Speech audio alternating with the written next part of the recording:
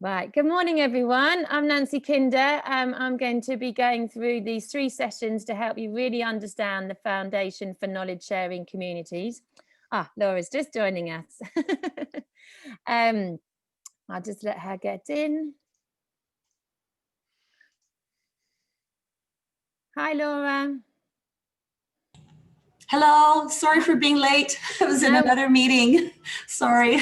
No worries. I've literally just started. So I'll keep going if that's okay. And you can get settled. So good morning, Nancy Kinder. Thank you all for joining. I really hope I can help you accelerate your communities. We're going to do a mixture of listening and then some activities, and then over the 3 sessions over the next 3 weeks, you should have a solid foundation. You can use the chat at any time to ask a question, and then we can come off mute and have a good discussion, or just sit back and save your questions to when we have the coaching sessions, whatever you feel most comfortable with. As I was just saying to the guys, we're using Slack more to demonstrate proactive community management. You can use it to discuss anything as well, but I will just keep pushing content there so you can experience everything firsthand. So today, as I've explained to all of you, I sort of learned how to build communities during my time at Cadbury, and then we would change to Craft and Mondelez. I built up over 60 internal and external communities, and I just created a great passion for them, because when they worked, I just saw the power they created, not just for the organization, that members felt really valued and appreciated, and ideas flew around the world faster than they ever did before. And that was really special, and I really enjoy being a part of creating new communities.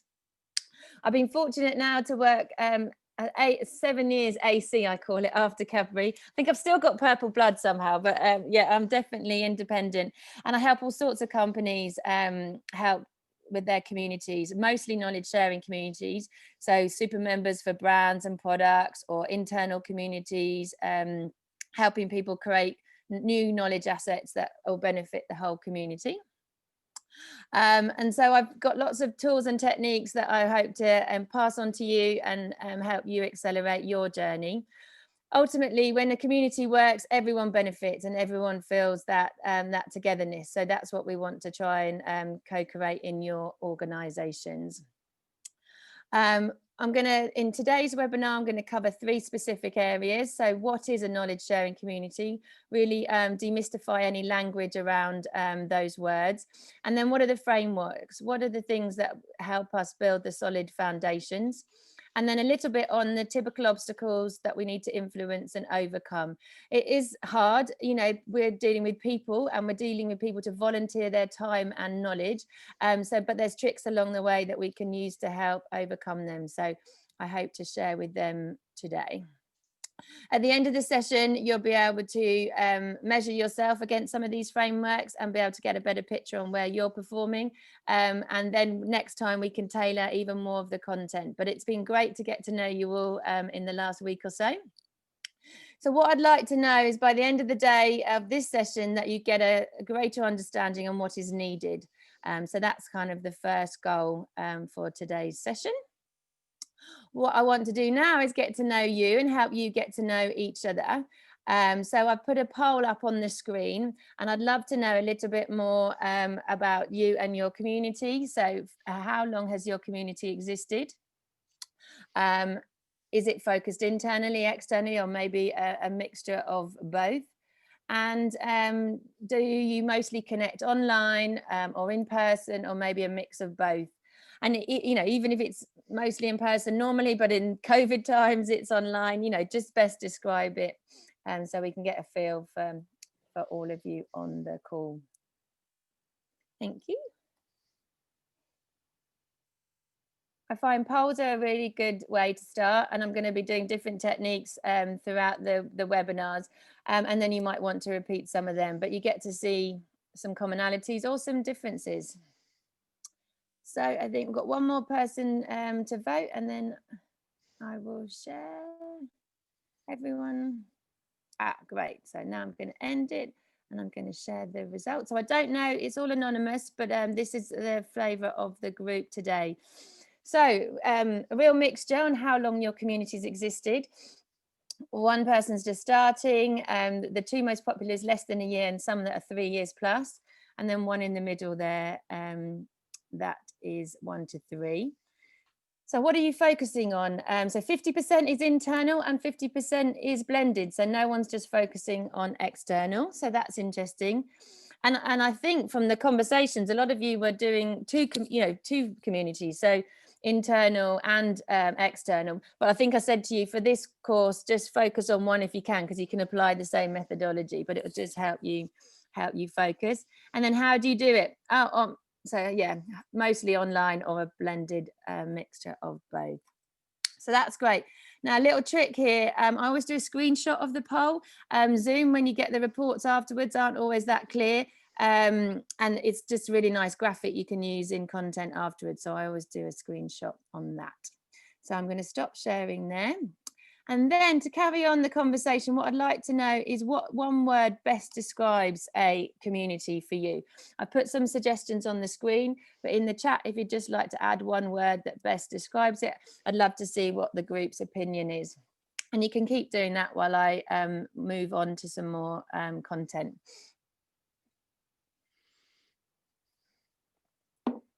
Okay. So thank you for doing the poll. I'm going to go through a bit of content now, and then we'll have a bit more of, we'll come off mute and we'll have a bit of discussion at the end of this section even. So there's some words here that we're all very familiar with, but maybe the definitions might surprise us. So I put here knowledge. Now, the actual word knowledge is this awareness and familiarity gained from experience. So it's not information, it's something that you can only have if you've applied it, because it involves judgment, values, opinions, and real experience. Now, the interesting thing is management is very much the process or instance of being managed or managing. So it's very controlled, planning, leading, organizing, all those sorts of things to accomplish goals. So it's really difficult to manage knowledge. That's something that's flowing, that's changing and ever evolving. And how can you control it? So those words don't really work together, although the discipline has been defined as that.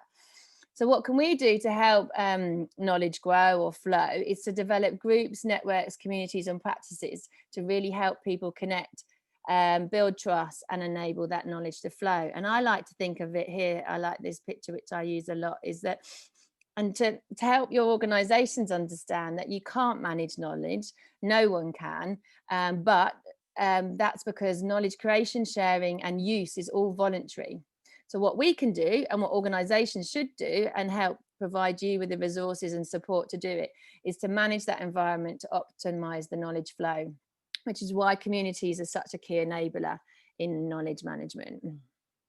But I just think it's funny when you break the words down, how they don't make any sense. So community is, let's have a look at your words in the chat now. So we've got, what are the best words? Gabby, relationships, learning, exchange, mutual support, Alara. Yeah, I love that. It's got to be two-way. It's got to be beneficial for both. And then Simon's done mutual at the same time. Snap, I love that. And then solving together. Yeah, I like that, Laura, that you're accomplishing something together. It's not just communication, you're actually delivering something there. The definition that I like, that we'll use it for this, is that it's a specific group of people. So it's a targeted audience. It doesn't, the audience might change or churn, but it's a very specific group of people. And they have developed relationships. So they've talked, they've exchanged, they've interacted around a strong common interest. So a male group of people that like puppies isn't a community, but people that have exchanged tips on how to look after puppies, that have given each other help, troubleshooting, and they've developed relationships, and that becomes then a community. And what our job is to enable those relationships to flourish. And that's where our job is to help facilitate that. So, and often when communities don't work is we haven't spent enough time on that developing relationship. So that's why I've highlighted it in red, because it's so important. Now, the trick here. So a community will connect the people with the common interest and enable a conversation to happen. The conversations help a community to find what they could collaborate on. And it's when they collaborate, maybe they divide a task, agree on different things, it multiplies the success because they all get the benefit of that. So I really love this. It's really simple, and feel free to use it with any stakeholders that struggle with this sort of thing. The community connects the people. It enables a conversation to happen to find out what's most of value, what's most important, and then collaboration, enabling them to work together on something, really multiplies the value and the success. And if it works, then everyone benefits. But it does take a mindset change. So often as we grow up through education, we're working solely on our exams or our projects and things, and it's very much, we're thinking about ourselves. And a community is very different. It's moving from that individual to a collective, so that I know, we know, we can do more together, all of that sort of stuff. And some people really struggle with that, so we have to help make it easy for them. I really like this one, that it's if you've got culture where people are saying, I know, knowledge is mine, it's not invented here, or, perhaps this came up so much at Cadbury's, admitting I don't know was a real weakness, especially when we built up by acquisition. They would never tell a past competitor that they needed help. That would just be unheard of. And actually we want to say, no, together we don't know, but we can work it out together, or knowledge is shared. And admitting I don't know is the first step to learning, and that actually all this experience is our experience and is beneficial to all. One of my key projects was in research and development, and these guys were great at inventing new products, but capturing it was a real struggle. So we had to sort of say, this is only good if you can capture and share what went wrong, particularly what went wrong. So that's really important. So I hope all this is sort of setting the scene. So again, to demystify the language, a community of practice are a group of people who share a concern or passion for something they do. And what the hook is they want to learn how to do it better as they interact regularly. So they're practitioners, they want to practice it, and they want to evolve and improve their skills. We've said about the management, it's about being controlled. So what community management is all about is building those social relationships between people, so that the community can flourish. So our job is to find the right people, find the common pain points, and help them to solve those problems, so that you have a really strong community. And I always say, I can't remember which of you I said to you, but I feel like if you create together, then you stay together.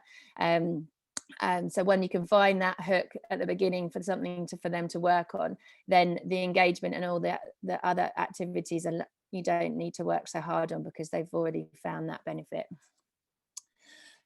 Another things here, I know we're still building buy-in with some of our stakeholders. This is just a really simple slide, but it's good for sort of confirming that business need and business benefit. So if they need to avoid reinventing the wheels, not only does the business reduce duplication, but they get better results faster. You want to improve and accelerate learning. You're also going to get happy and productive staff. I don't know about you, but when there's a new initiative, something like this, everyone's like, oh my God, it's more work to do. This is extra on top of my day job. How is it going to benefit me? And you can then sort of tailor some of the benefits specific to the individuals. If it's an organization you're trying to win over, then you might want to look at the, continuous learning, continuous improvement, business continuity and consistency across the globe, or whatever the key points for your organization you could pick here, but they all will be enabled by a strong community. Okay, and then I just added this one in because I think there's some of you maybe that why is this different from a normal work team? Why, what's the structure should it be? Because we've already got lots of webinars and things like that. So I think we have to be clear from the beginning that this is different from a project. This is different from a team. This is very much a group of people that want to come together and learn and evolve their knowledge together. So I just put some words here just to help you have those conversations. And there's a link to the article in the Harvard Business Review where you can read more about that. But I think once people understand the difference, they get it. But sometimes at the beginning, it's a bit like, this is just a task force or something. But I think it's good when they see the differences, and then what's expected of them is different as well. Okay. So why start a community? Why have you been given this task? There could be lots of reasons, but here it's really important that there's a really clear need, that there's to connect peers, those people who've got that interest, maybe create a space for peer support, for troubleshooting, crowdsourcing, maybe to innovate and enhance ideas, maybe to inspire and leverage best practice. What it's brilliant at is discussing stories and overcoming common challenges. So even for the people that I find that are most think community is a little bit fluffy, when you ask them something that's worked well or something that's they're struggling on, then they suddenly feel more comfortable talking about it. So use whatever language that your audience connects with, war stories or challenges, and that might help them come together and then really unlock some great pieces of value. When it works, there's lots of high levels of interactions between members, lots of, it's the definitive place, that's important, and there's not multiple places to discuss the same thing, that you get your abundance with volunteers and support, speakers or topics or conversations are flowing, and the members are really happy.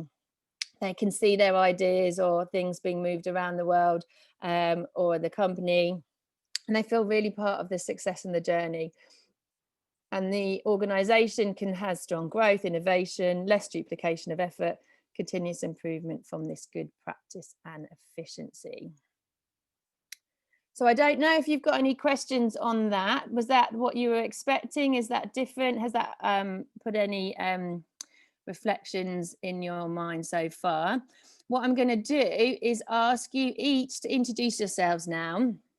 Maybe say your name, your role, your community, and maybe one thing you'd like to learn. Now, I know you've told me, but it's just nice to hear it from each other. And maybe if there's something that's just gone through the content that's struck a chord that makes sense or not, please, as we go around the virtual room, it would be great to hear from each of you. Now, I'm going to take it in turn. So Grace, I'm not picking on you, but you're the top of my screen. Would you like to come off mute and introduce yourselves first to the group, please? Sure. Hi, my name is Grace. I'm on mute again. The joys of Zoom. My name is Grace, and I am a Church and Community Transformation Learning Coordinator at Tearfund. And my community is Church and Development, which is kind of trying to build networks across internal people that we work with in the different globe spaces, but also other organizations who've adopted our way of working. So it's sort of a support, troubleshooting, and sharing learning. So one thing I'd like to know is how to manage that global space when you have so many different stakeholders. Great, thank you. And next, Simon, can I go to you next? Of course. I'm Simon. I run a knowledge management recruitment business. I'm a director and owner. Organisation, we work across all kinds of knowledge management functions, from the private to the public sector to third sector. Our community, it kind of started, but not by accident, but we when we first set up the business, we kind of ran a couple of parties to bring our clients together, and one of our clients said, you know a lot more people than I do, and I really want to connect with my peers. And then he hosted something, and since then we've kind of maybe 3 or 4 times a year done a catch up or round table in person.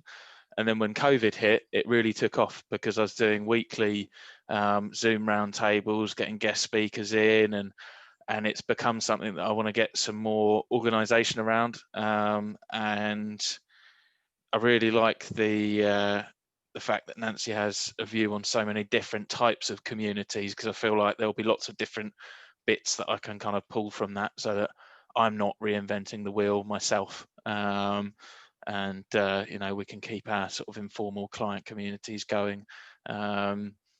Bits that resonated with me, I think you know, it's really important for us not to just create a community and expect everyone to sort of come to it. I like the approach of kind of finding your champions and having something that's of mutual benefit for everyone that's taking part. Definitely. Thank you. And the one thing to learn, just how to do it. Like you said at the beginning, not to reinvent it. Yeah.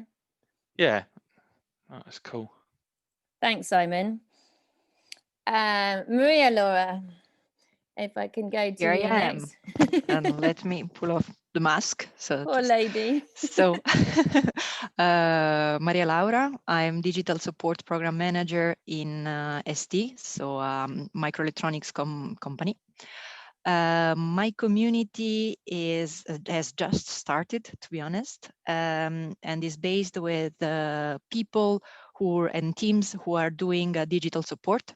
So not only knowledge article writers, so authors that are producing content for to be published on the ST website to do self-service support, but also all the people that are actually doing one-to-one support. So this is something, I mean, slightly different from what we discussed on Friday, but I had a thought, let's say during the weekend, and actually, I mean, we had some exchanges with the rest of the teams that are doing digital support, and they really feel that there is a need for a further exchange, so that it's not only producing material for the final customer, but also understanding altogether how to organize together in order to give the best customer level support. So sorry. Yeah. So on my side, I would like to. So the one thing that I would like to learn is how to make these people understand how their job. I mean, how important is the self-service support, and make them work together in order to enhance the customer experience. Yeah. So give some purpose, basically. So it's kind of like a customer support community. Exactly. Yeah. Yes. But it's of the individuals that are creating that support and how to, yeah, that's good. And you could have a clear goal before and after, couldn't you? And measure that. Yeah. Cool. Sorry, we had a long conversation, but that's new. So that's great. Thank you, Maria Laura. Thanks. Laura from IFAD, over to you. Hi, everyone. I'm Laura. I'm a KM analyst at IFAD. We're based in Rome, but we have a lot of offices around the world. And I also am in charge of the IFAD library. So with IFAD being a lot more decentralized, we felt that there is a big, huge need as part of our KM team at IFAD, because we work in a team approach. Already there, we see ourselves a little bit as a small community of KM champions, but the need to our organizational setup that is very decentralized now brought us to the need to form communities of practice. The one that I have in mind is the KM community of practice, which is basically more internal for the time being. And it includes all KM people working in the projects around our organization to share information. And what I would like to have out of this training is more on how to keep the level of engagement, as that could be, a really difficult task to do in terms of many people have a lot of things to handle, and maybe communities, they don't see the purpose and the usefulness. And also it's also a way to share, but the level of engagement is what worries me a little bit. So I'd like to have, to get it become dynamic and that it, just becomes bigger, and that it doesn't only include people that are working on knowledge management, but also others that would be involved, because KM is not only the people that concentrate on knowledge management, but the rest, a lot of it's everyone's responsibility. I think that's it.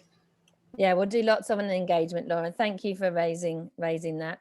I want you to have lots of tools, because even if you have good engagement now, it can change, you know, especially as the world evolves as fast as it does and distractions come in. So we'll do lots on that. Thanks, Laura. Ilaria, can I go to you next? Yeah. Hi, everyone. I'm Ilaria, and I'm a KM consultant at IFAD, the International Fund for Agricultural Development. And Laura already gave a little background of our KM. My work is to support IFAD communities of practice, especially helping the COPS owners understanding their needs and challenges and find a way together to let the community thrive and further develop. I'm now supporting the IFAD communities to move to D Group, which is an email-based platform for online collaboration and discussion, and IFAD recently subscribed to this tool. So we are supporting communities move to this online collaboration with trainings and peer-to-peer support. And we already have more or less 10 communities of practice over there. I'm going to focus, since Laura is focusing on our internal communities, I pick up one, which is the Gender Network.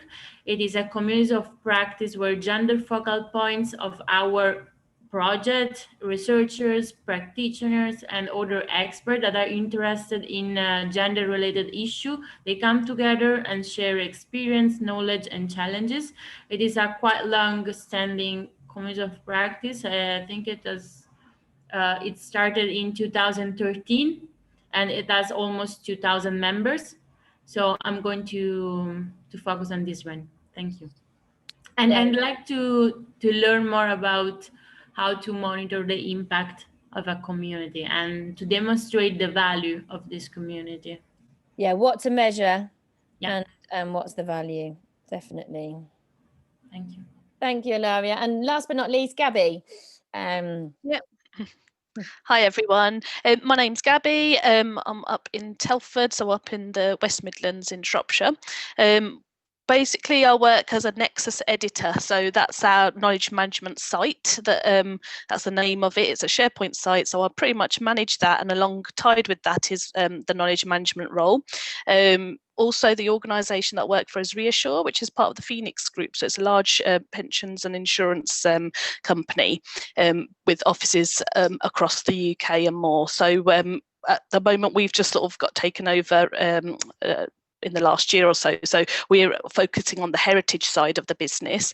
I work in the product and proposition function. So a lot of the information is centered around products and past projects and a lot of historic knowledge. So I run a KM forum as a community across different sections of the business with different people across sites to try and capture any knowledge or challenges that they might be facing. So one thing I want to learn is how to again gain participation and also to promote an ongoing knowledge sharing culture across the business and across sites with a large volume of people. So it's just sort of again just promoting that sort of knowledge sharing benefits. It is quite good in that sense, but there's always room for more new activities and ideas, I think. Thank you. That's me. Thanks, Gabby. Yeah, I think in all of the conversations, there's appetite for all of this great work and more, isn't there? So that's good across all the companies. And there's so many similarities as well. I'll try and connect you as best I can. But Grace, yesterday we were talking about what platform to use when there's low bandwidth. Ilaria's just shared D groups, which the IFAD organisation use because they have that same challenge with bandwidth. So yeah, feel free to share each other's your LinkedIn details in the Slack channel if you want, and contact each other. I mean, I won't, it's completely up to you what you feel comfortable with, but it's great to hear so many similarities. And as I said to you all, I will focus on those key things as much as possible. So thank you for doing that. And I should say it is strange, we're all at home. If there's any dogs, cats, animals, pets, postmen, window cleaners, any distractions that, you know, please don't worry about it. We're all adults, we'll record everything. If you need to be excused for any reason, we'll always understand. As I say, it's important to create a really safe, comfortable learning environment. So I really hope you feel that throughout. And now it's so great when we've got to know each other. It's such a great group. So I want to help you with all of those challenges. And one of the things that works best for me is to have a solid framework. And I've got two, one that's to help you with launch. Now, I know some of you have already launched, but it's always good to just cross-check maybe some of those steps. And then how to grow. What are the things that we're going to grow? I'm going to touch on a lot of things today and then go into more detail in the next couple of weeks. But I really wanted to give you a strong basis at this stage. And before I continue, can I just check there's no questions? If you want to come off mute and interrupt me anytime or put it in the chat, I'll be continually looking there, but I'm just going to plod on because there's lots to get through, but do interrupt if you need anything. Okay, let's focus on launching. So for me, it's really important we get that launch right. If you've already launched, if you want to share anything else on the chat, what worked or what didn't, maybe some of you have terms of reference, but don't worry, listen to the content. I might come back to that in a second. So I have shared some of these with you on beforehand, but every time I meet someone new and they're talking about community, I really try and hone in on what they're trying to do. What's the core objective? Sometimes it's really clear to them, but it may be not clear to the members. So I sent you that document about what is a community. So even if you're established, if you're not sure on answers to any of these questions, then I would definitely try and complete them. What is it trying to do which doesn't currently happen? What do you want to happen in the community? Is it going to be completely online? Is it going to have opportunities for live conversations? Do you have a platform for that to happen? Do you need to create space somewhere for that to happen? And if it works, what does success look like? Like, it's no good to say we've got a mail list of our customers. You know, what does success look like? That people are asking each other for help, or solutions are being communicated and shared. Who is that potential audience? And do we already have a relationship with them? Do we know them? Can we reach out to them, ask them what they think about our idea? Maybe they've got an opinion on some of these things. And what are the benefits? Now, I can't tell you how many times an organization has wanted a community and not thought about the benefit to the members. It's been very driven by their needs. So it's really important. And I love that you put that in the text about it being a mutual benefit. So we need to make sure that we're clear on the benefits to the members. And then what do we want the members to do? So wherever you are on your journey, I highly recommend answering those. And I've got an example here. So CGG is a technology company. They do all the seismic processing, so checking all the data about the Earth's crust and things like that, very high tech. But what happened is there was lots of bugs and problems with their technology, and people were duplicating fixing these bugs in different parts of the world. So they clearly said that they need to connect the team of software engineers that are fixing these bugs. And what happened that doesn't currently happen was it was to help them to solve solutions, but also share those solutions so they didn't have to repeat them in different parts of the world. So what happened is that members asked for help, they share success and celebrate progress together. What they measured was the number of questions were asked, the time to answer them, the number of solutions, and the number of promoted content that went into their knowledge base, their wiki. So for example, an engineer could be in the middle of the Arctic or somewhere ask the team of global engineers for support. It would be answered in a couple of hours, and he would then share what happened. So it was really important, the follow-up, so that he applied the knowledge that was shared. If they all decided that it was a solid piece of support, they emailed it to an @promote email address, and that then loaded it into the wiki for future use. So it was really simple and easy from question to support, and it really helped them do that. So the audience was clear. There was sharing that was happening in the countries, but it wasn't internationally. what they all confirmed is they got answers faster, they got a wider adoptions for solution, and they got recognised for helping each other. And the business was great. You know, they thought solve problems faster and connected to expertise. So it was a real good success. So if you once you're doing, I'm just moving my different Zoom windows out of the way. So first of all, do I need one? Do I have the resources and budget? And then maybe you've got a good idea from doing those first questions, and you could draft into something like a community charter. There's different templates out there. I can put some in the folders, but you want to be clear what you're trying to do, what's in scope, what's expected, and who's this going to involve. So you could map out all the stakeholders, map out all the potential members, and then start to reach out. Now, what I think I said to nearly all of you is to work with a core group of founding members or your champions first. Maybe identify a co-chair or some support, so you're not doing it on your own. Because whatever you put in your draft charter, you want to sense check that with the audience and see if you're focusing on the right things. And you can do that by interviewing your new audience, socializing it, and getting their input. A lot of people try and rush this stage, but I highly recommend you taking the time, even if it's up 5 to 10 people, because then you've got people bought in from the beginning. And maybe you can't include all of their wishes, but if you can focus on a few of those things, then it will help them feel part of the journey and be much more supportive when you're up and running. So it's very much, it's called a draft charter, and then you adapt it on their needs, and then you can start operating. And I've got some examples of these things. Throughout this whole journey, you're building relationships with all of them all of the time. So it's very much good time well spent. So for an example, at Cadbury, we're doing a new sugar-free candy network or community. We found who the experts were interested in sugar-free, asked them if they wanted to get together and share information, what's the biggest problems. Often it was to do with setting or things like that. And they came to the party or the community to discuss those things. But they were very much like what's in and out of scope and things like that. So a community charter, these are what I would have in it. And I know some of you use terms of reference. As I say, I know Simon was asking, let me put some terms of reference, charter, and a strategy document.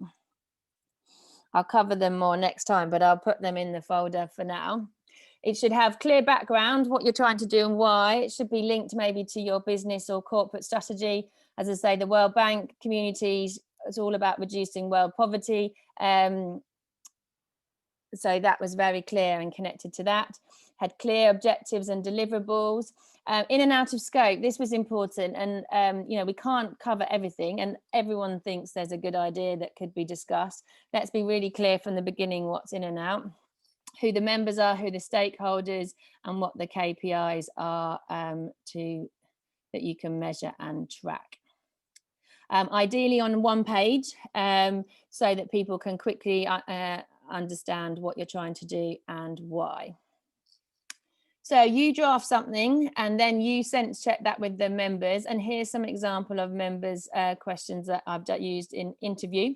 You can also do surveys. You could do also, you know, any way to sort of assess that with your founding members. This was for BEIS, the Business Energy Industrial Strategy, is it? I've forgotten the terminology. But this was like they wanted to get, they were 41 agencies spread across the UK, and they wanted to get together and share knowledge. They wanted to focus on their biggest challenges first, so I asked them those questions. They wanted to confirm how the benefits were, so they didn't want to what was it that, oh yeah, they didn't want to share, they wanted to share things with people who were going to share with them. So they wanted to make sure that there was appetite, that people were also going to share, and that wasn't going to be just two of the usual suspects sharing there. So these are the sorts of questions that I asked. They all were knowledge and information professionals in those agencies. So some of them were at different levels of maturity, and they wanted to get together and create one community. So feel free to use those to establish your founding members. And what this will do is really help you establish those motivations, what's in it for them. Why do they want to get involved? Often it might be social recognition or kudos from colleagues. Maybe it's maybe they want to leave a legacy if they're moving on or working in different parts of the business. Whatever it is, really help them be part of the journey and help them to go first. So one of my favorite activities, especially at the beginning, is called Something to Learn, Something to Share. It's where you might get those big players to share something that they're working on that they're really proud of, but also share something they need help on. And what I would do is I would ask them maybe before a meeting or before a live Q&A to prepare this. And I would ask them in the session then to share it. And what that does is no one wants to say they're stuck, but actually by balancing it with when they can show off and be a bit proud of a project or something, it really helps. And then say, well, actually, this was amazing, but I really need help in this area. And you do that 2 or 3 times with a few key players, and it really establishes a good foundation for sharing and that sort of safe space. So I love that one particularly. Okay, so back to the launch. So we've got a clear charter. We've interviewed our founding members. We know what we're going to discuss because we've identified some biggest challenges, and then we're going to road test something. Now, this ideally would it be a face-to-face event if we all had the luxury of being able to even be in the same room together, but where, say for the Cadbury example, we might started with a face-to-face, but then everything was online. But you can do all of this online as well. I definitely think habit and regularity is important. So whatever you try, do it in like 3 intervals first. So if it's a live Q&A on a forum or even a mail group, just do it at the same time for 3 consistent times to sort of build that trust and relationships. Ideally, it would be a webinar or something where you can have conversations and you would tee up the people to talk first. Now, I know lots of companies do presentations, but we want to remember, we want to get to that conversation and engagement. So maybe it's a short presentation and then questions or something like that. We were saying with Grace yesterday, you know, a live Q&A, 3 o'clock, we're all going to be on the platform.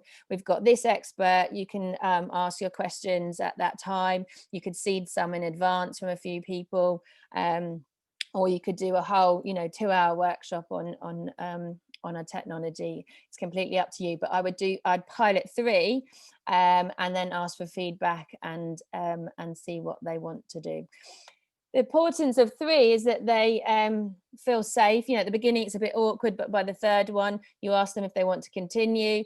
I've had pretty much 100% say yes, because in that 3 they found something of value if we've done our research right.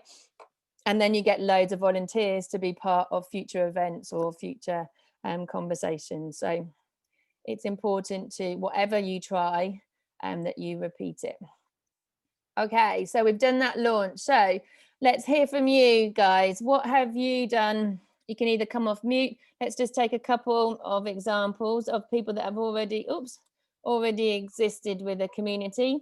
So Ilaria, what have you done? So you have a charter. We also have a section roadmap for implementation. Ilaria, do you want to come off mute and just tell us about that? It'd be nice to hear what you have.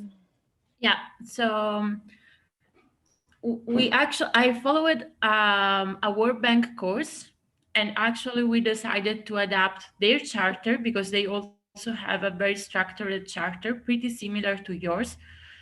And since with our concept note or charter, we need both to structure the community for members so that the core group understand well all the objectives and how to monitor them. We also needed to show to our senior management what we are going to do. So for instance, we decided to add this roadmap of at least 1 year so that the senior management know what we are going to do and how.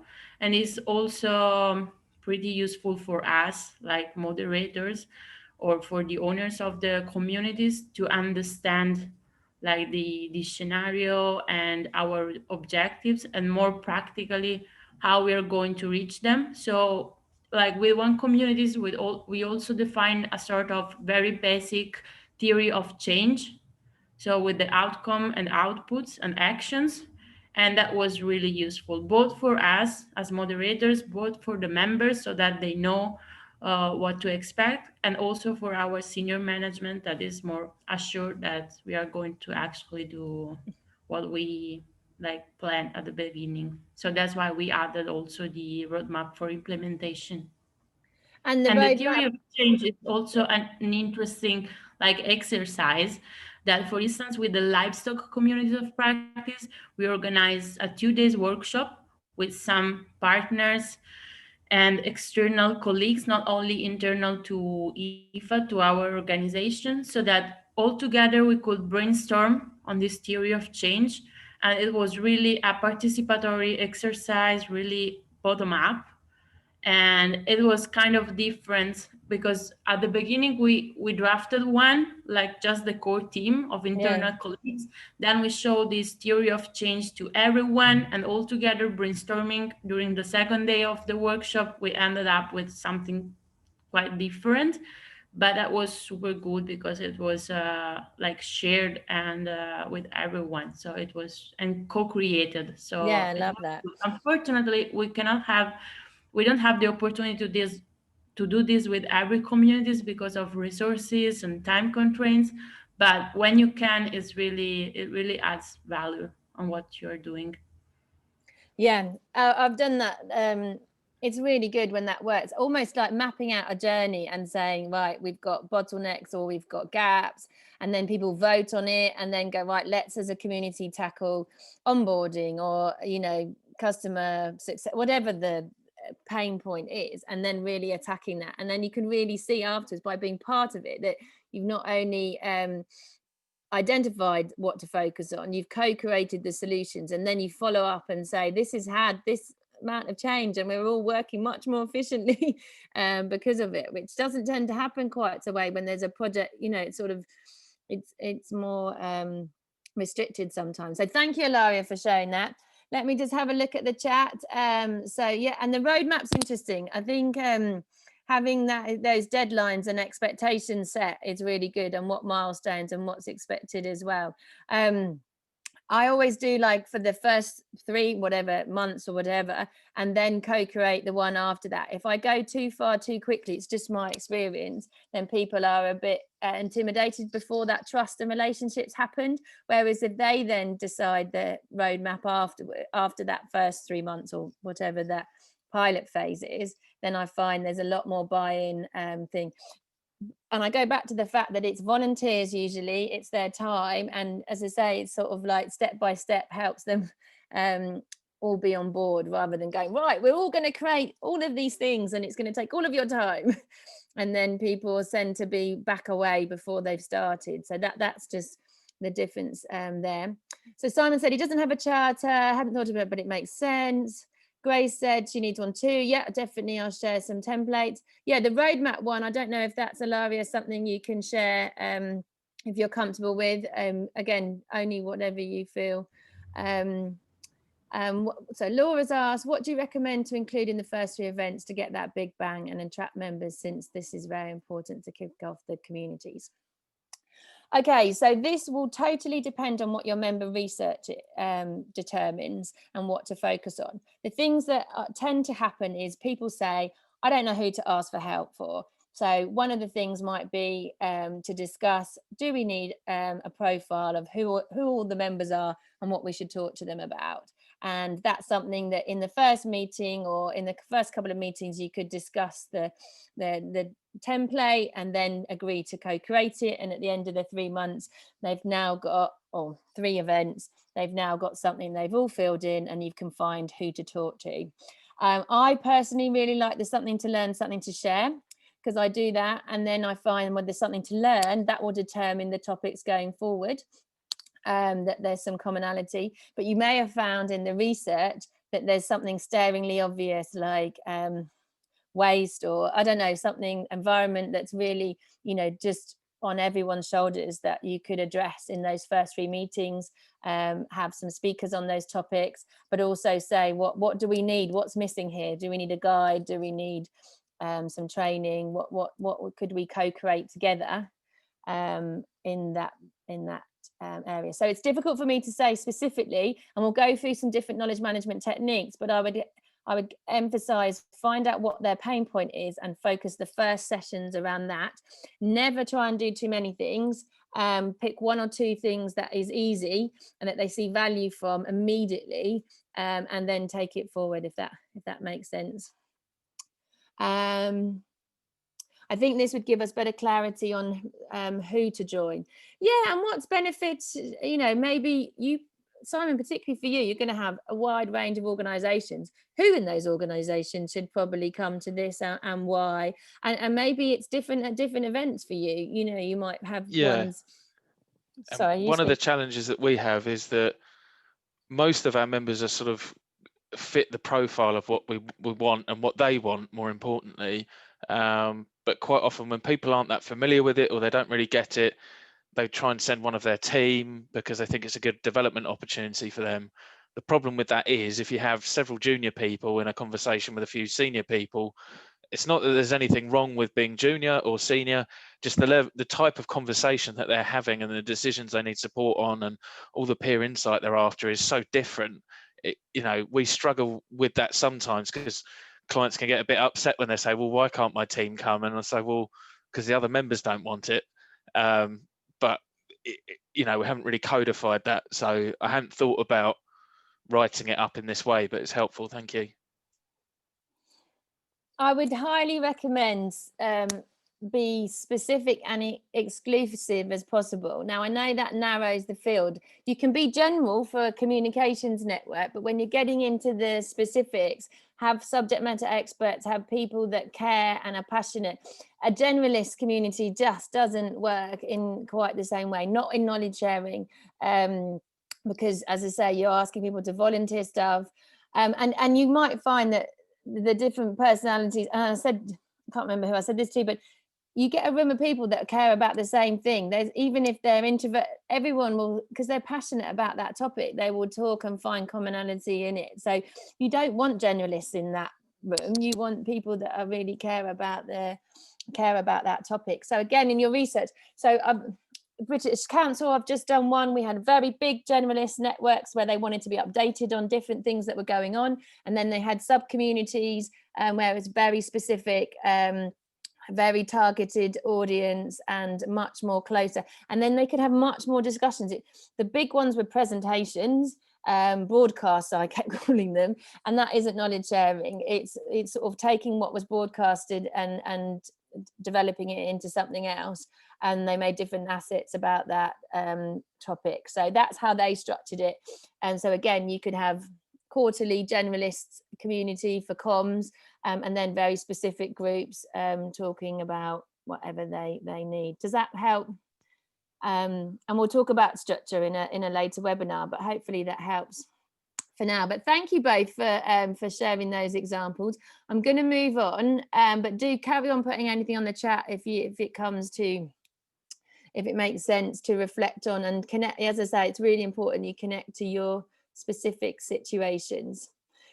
So I've gone through the launch very quickly, but now I want to talk about post-launch and what foundations, what things do we need to be thinking about all the time. So what do you think are the essential building blocks for a strong community? What do you think you need? If you want to pop them in the chat or anything, just have a little moment to think what the essential things for building a community are.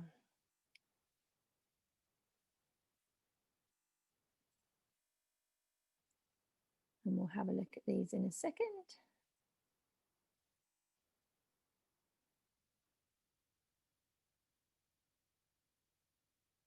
I'm missing a flip chart and just scribbling things while you're I'm usually pacing around a room. Being flexible and adaptable, rhythm, motivated people, sharing the right tool and the shared purpose. champions, focus, mutual needs, active curation and contributors. Yeah, I love that. Responsiveness. Definitely. I use the example that if you shout, if you stood up in a room full of people and asked a question and no one answered, you'd never ever do it again, would you? So if you do it online, it's so intimidating. So responsiveness is definitely really important, making people feel like they've been heard. Useful content, yes, definitely relevant content, keeping people engaged, champions, valuable connections, great. I'm going to keep catching all those and I'm going to share with you trust, definitely. So for me, and these all come under different areas here, these are the essential building blocks for knowledge sharing communities. Ideally, you would have a plan that would include elements against all of these things. Some people focus particularly on content, but maybe forget about relationships and developing advocates or volunteers. And maybe there's been a lot on the platform, but not thinking how we're going to invite people to the platform. So not thinking about growth. So these for me are the essential building blocks. And in our plan, we should be thinking about all of these all of the time. What I've done in the Google Drive is I've created an action plan that's just a blank template, but it has all of the building blocks on there. You can open it and add to it and add different things that are right and relevant for your community as we go through. I'm going to introduce you to each one now, but I'm going to go into much more detail in other webinars, because I can spend a day on each of these. But what I want to do is give you a flavour today, and then you do an assessment online, a Mentimeter poll, an anonymous Mentimeter poll after today. And then I can see where we feel we're strong or where we might need a bit more help. And then I can focus on that building block specifically. So let me go through each one with you. Okay, strategy. So we've already said we need a clear concept, we need a charter. Ideally, you would have something that supports the business for the next 5 years, maybe some clear activities that how you're going to grow from start to as much self-sustaining as you can. But maybe over some shorter term measurable objectives, manual goals, and ideally a quick wins actions for the next 3 months. That is overkill, but if that's, as I say, I'm demonstrating best practice. A lot of people just focus on the quick wins for the next 3 months and have a target each year on what they're trying to achieve. Whatever you create, just make sure that it's shared and secured with your stakeholders. It's no good saying we're going to move to a new platform if you haven't, socialized that with IT or got their support, or HR if you're mixing internal and externals. Make sure that you're really clear what you're trying to do and why, and got the support from your key stakeholders. It's obvious, right? This is clear. I think the one that may be slightly different is do the quick wins in 3-month intervals. Communities and organizations can change, and what they might need might change. So it's like you said, it needs to be adaptable, flexible, and there's no good going down a 12-month plan path if everything is no longer relevant. And you can do quick polls and check in with your audience to make sure what you're focusing on is right. Growth. So this isn't just growth as in growth of members, because sometimes we're really defined with that group, but it's about growing in engagement, growing in success and solutions. So whatever you focus on, it needs to be slow and steady and sustainable. So it's really important that you promote what works. So you do those 3 months of Q&As with experts. What was the benefit to those sessions? How long does it take, perhaps, if you're already established, for a new member to then ask a question and feel comfortable? Ultimately, you really want to optimize long-term active members, so that the people that stay are completely engaged, and there's less effort needed to sustain that activity. Whatever you do, however you grow in activity and membership, you measure every step of the way, so you know what works.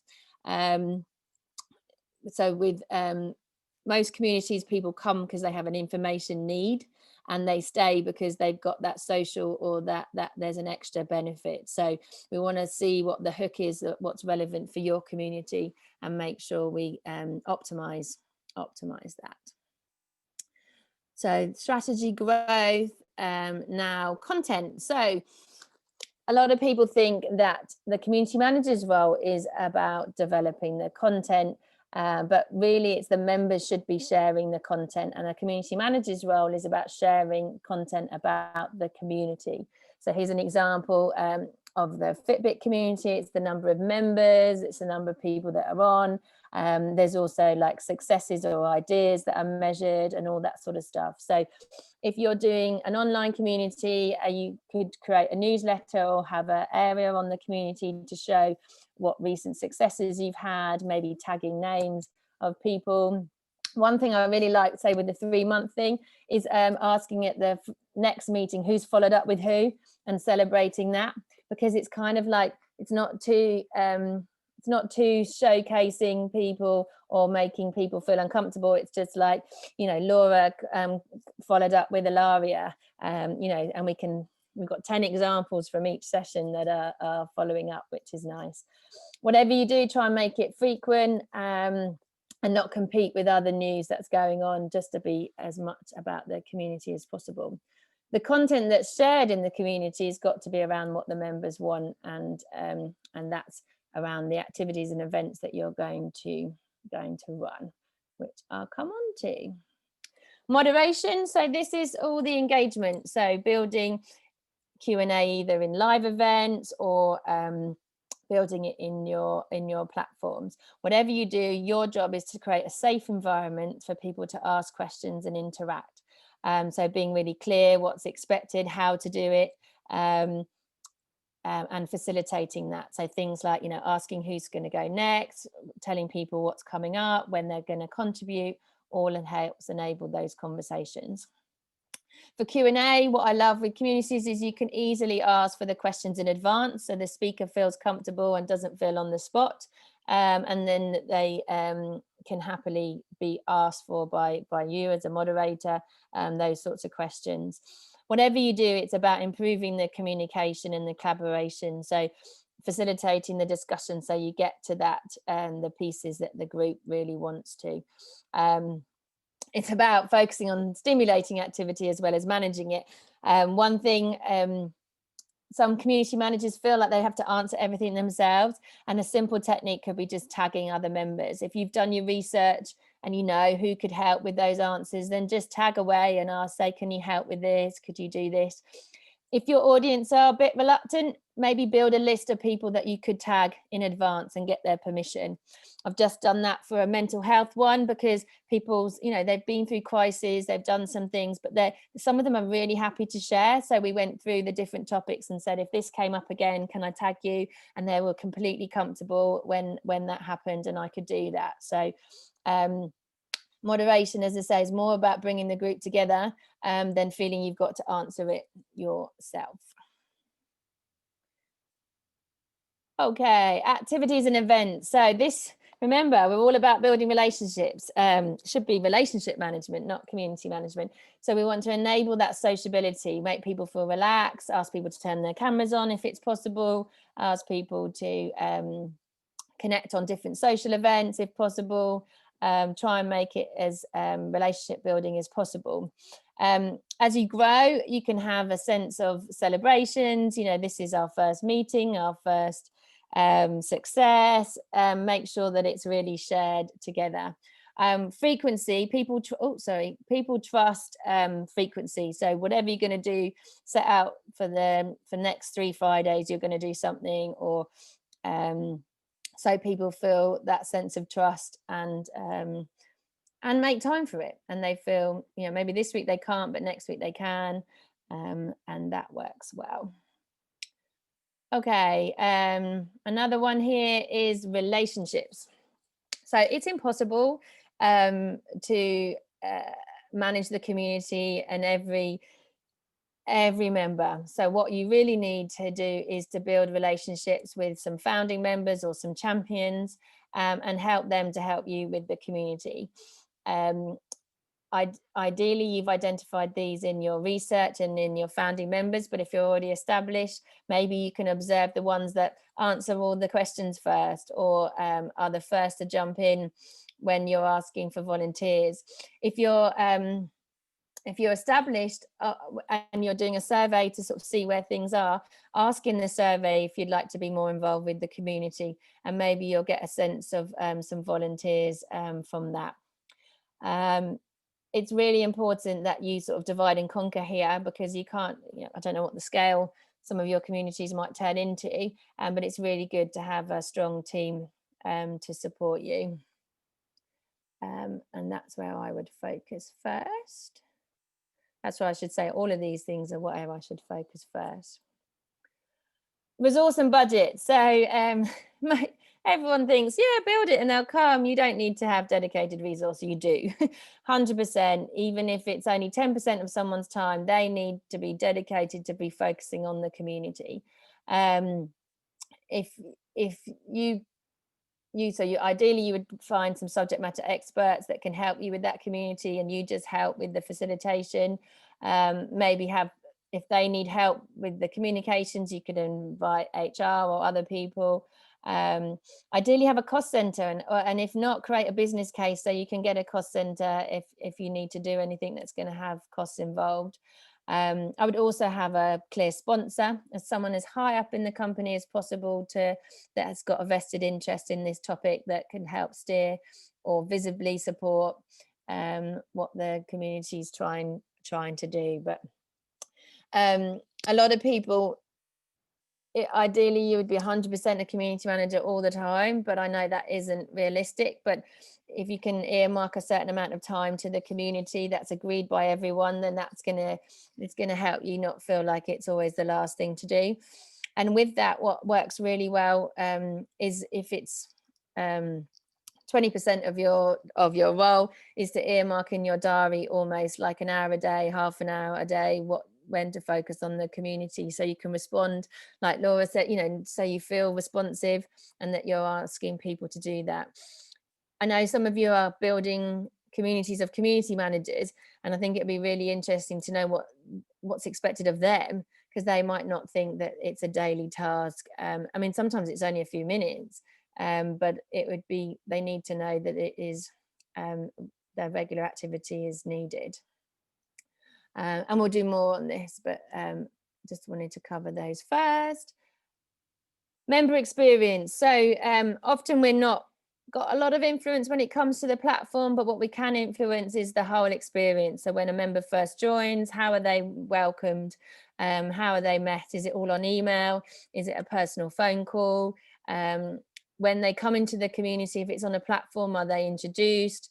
Can they introduce themselves? All of those things. It's the whole interaction, every interaction that your members have.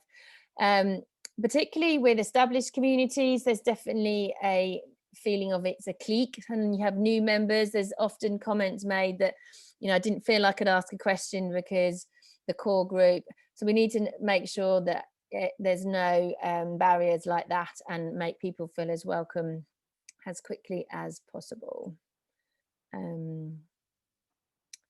Often what works well is if you've got long-standing members, to have a one-to-one with the new members and use them to help explain what happens and why it's important. It's really nice and touch to have that, so they hear from someone from the beginning. KM tools and techniques. So I said just focus on one or two things. Here's a long list of stuff that you could do. But I mean, again, pick what's right and relevant for your members. The storytelling, just start with going around the room, sharing what's working in your part of the business. You could have all sorts of knowledge bases and videos and all sorts of things, but pick the things that are right and relevant to you. We'll go through some of these, but a lot of them are covered on another course. But if you need any help, just ask, because I've probably got a template to help you do it. Peer assists are a good one for communities because there's no challenges. People feel, you know, wherever they are, they can help with that. So I'll put that one in the in the next one. Okay, and then measurement, most important part of the framework, because if we don't know it's working, then why are we doing it? It's really got to be our best friend. So where are we now? Where do we want to go next? And how do we get there? Understanding our data will help us focus on the right things, fewer things that are going to add the most value. So really don't try and do too much. And I appreciate this course gives you so many ideas, but really pick the one or two things that are right and relevant for you, because the worst thing you can do is do too many things and not do them well. So potential measures, all sorts of things you can measure. It could be a thumbs up at the end of your Q&A session to say, has this been helpful? It could be participation. What you want to get to is what happens next and what value that's happened. So things like time saved by reusing what was shared in the community, maybe the provision or adoption of solutions is important to you. Maybe new projects or ideas that are adopted or adapted from other parts of the business. You can do all the data stuff like from the platform, like amount of content provided, viewed, commented on. What I really love is when those documents are evolved.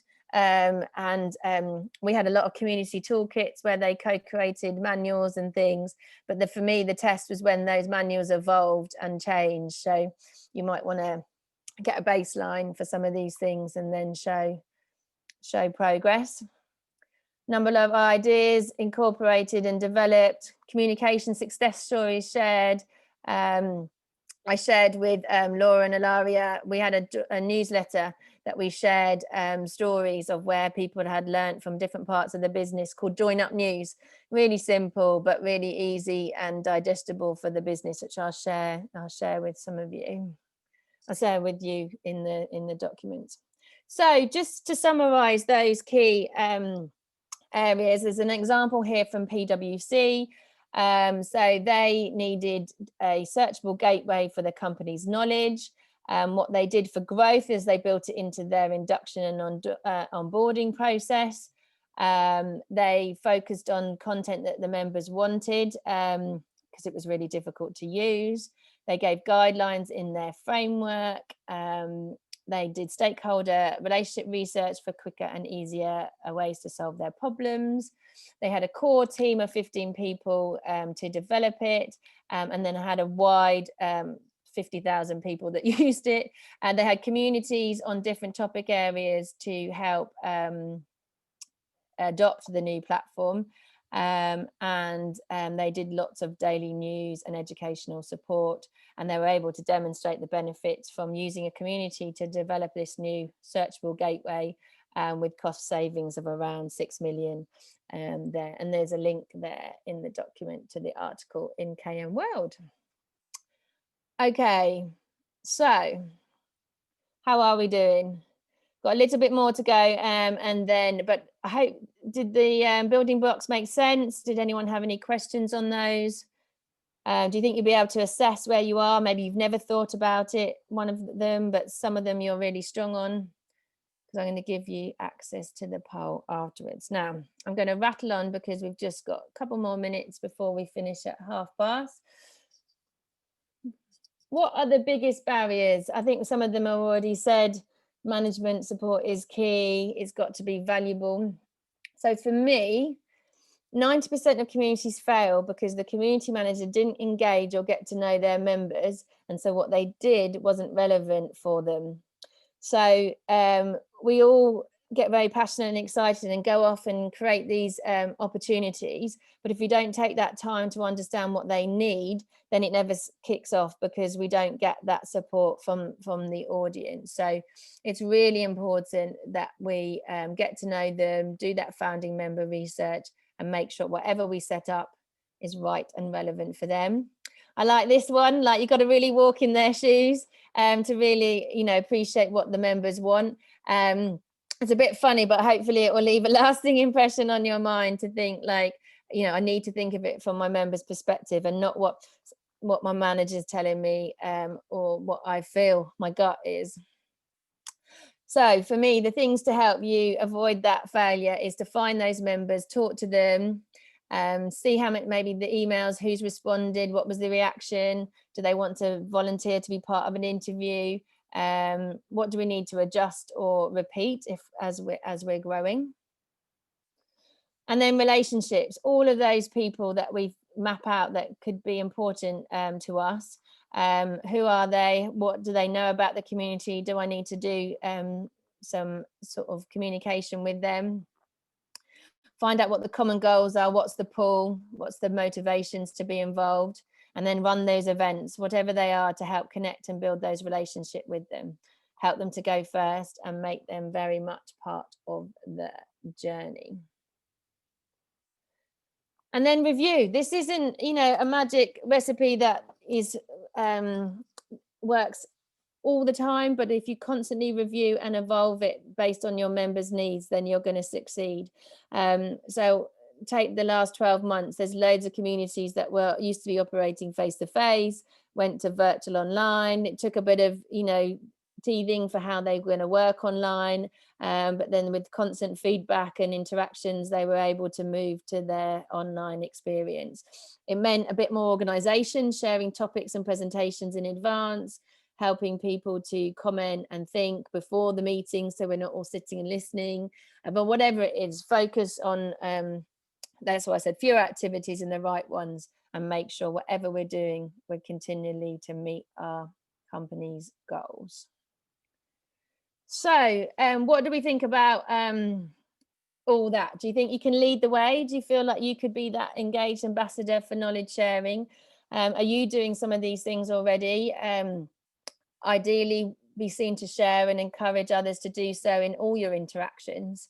Ask, you know, be open and ask for assistance, and reward people. If people have helped you or helped your community, public thanks or a compliment is really powerful. So you want to really be that knowledge sharing collaboration expert. And then social proof. The more people that do it, you know, when you walk past a window and everyone's looking it up on the street, you don't know why you're looking up because everyone else is doing it. If you can do that and get your founding members to do that too, then everyone will copy. So we really want to create that social proof. So before I give you the link to do the Mentimeter, is there any comments, reflections? I know that was a lot in this session this morning, but does that make some sense? Has it opened up too many questions?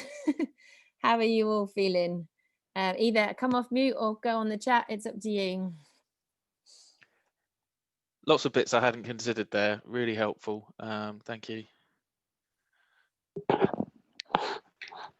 Yeah, it's echoing literally, it's very it's making us motivated to go and try some different activities and different approaches. So yeah, that was really helpful. Thank you. Oh, good. Feels like I need to do a bit of research, Grace. Yes. And I'm sorry to emphasize that, but honestly, it will save you so much time. So we're going to go on next week about all the sort of different content plans you can create. If you've done that research, it just all slots into place because you know exactly what your audience want, rather than thinking, oh, should I do this? Should I do that? It really gives you that strongest foundation.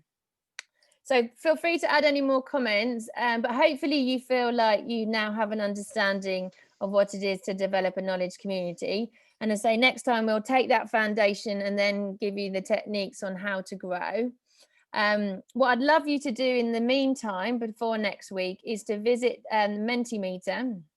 I'm going to put this link in the, I don't know if I can do that on the chat, but I'll put it in the Slack channel. This is, as I say, it's anonymous. You basically vote on strategy. Do you have one? Do you not have one? Are you not sure? And you just simply reply on each of those elements: strategy, growth, moderation, and then I'll get a picture of how you both feel, of how you're all feeling. It might be useful for you to take a record of how you're feeling. I can give you some questions that I use when I'm doing a more in-depth audit, and it might inspire you to sort of think, right, well, if I haven't got resource, what do I need to do about getting resource? But what it will mean is I can focus on the prime areas next time. So it's really simple, and you can vote on that, and then next time we can focus on that. Okay, anything else? How was the pace okay? Anything I can do differently for next time? We'll buddy up next time. There'll be an activity where you can work with one person just for a few minutes on the group, so that will you'll get to know each other. Maria works for Alticon, which is a consultancy for autistic consultants, IT consultants. So I'm sure many of you will find her and her experience useful. I'll get her to do a proper introduction next time, so you can meet her. Any other thoughts or reflections on this morning's session? I thought it was really helpful. I'd love to see any examples of things like, I think you said you would put one in the drive, like examples of the charter and stuff like that. I think that was really helpful. I just hadn't thought about doing all of that stuff, but it actually would make sense for us. I'm going to give you all neutral ones because I can't obviously give you clean ones, if that makes sense. Yeah, just client ones. Anything that someone else has done that I can look at and help me think. So I've got terms of reference, charter, strategy, and the peer assist. I thought, but I'll do more of that next time. Right. As well, because it's specific. But the strategy of every company has their own different ways of doing it, but I like the Simon Sinek, the why, what, how, and then the benefits. That's the way I do it. But anyway, I'll put them all in and we can discuss them. And Ilaria, if you feel happy, put it on the Slack, but don't, whatever. I appreciate this is a public cause and you must feel as comfortable as you can with each other to share, but there's no competing companies or anything, so it's whatever you feel. But I will send you generic. And Nancy, can I share the publication of World Bank with all the templates or not? Yes. I don't know. It will depend on your it depends on what did they say to you? Yeah, it's just a publication, so it's online anyway on their website. I'm just putting a link. Oh yeah, girls, of course, yeah, that would be great. Because there are a lot of templates for communities of practice, and like I can send also the one that we adapt, but it's pretty great, their publication. So it's really on how to manage communities, and I found it really useful. Yeah, no, I was wondering if it was like Fever Bee content, but if the World Bank have developed, sort of taken that bit out of it, then yeah, I'm sure it's the World Bank's content, isn't it? Then none of this is new, guys. There's lots of, maybe I can help with templates and terminology, but you can also Google because there's so much out there. There's and it's what's right and relevant for your organization. So Knowledge Hub, I work with Michael Norton. There's lots on his site. Fever Bee, Community Roundtable, CMX. As I say, I've tried to sort of, APQC is where I did my training sort of 15, 20 years ago. It's all kind of manipulated from those. And I've tried to sort of gone, right, these are the things that I find the most useful for the knowledge sharing community. So I will put a few more things in there and then I will tailor the session next time to even more specific stuff. But if you have any questions, ask me anytime. I hope you have a good week and I look forward to seeing you all again next time. Anything else from anyone? Thanks for the comments. I'm going to put those resources, I think, that I've just mentioned in the Slack. That will be that. Has everyone got into Slack and the Google Drive? I should probably check. Let me know if you can't, because that's where I'll be communicating now. Great. Okay, well, thanks everyone.